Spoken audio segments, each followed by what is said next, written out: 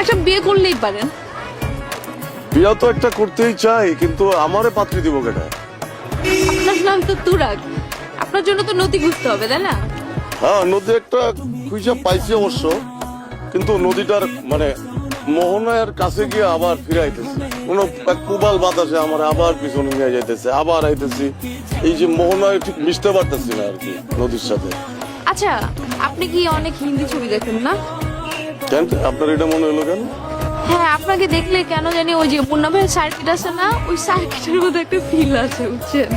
আমি সার্কিট না, মুন্না ভাই সার্কিট না, আমি হচ্ছি কবি কিট, ইয়া কবি কিট। এটা কবিতা শুনবেন না? শুনেন, দেন ভালো লাগবে।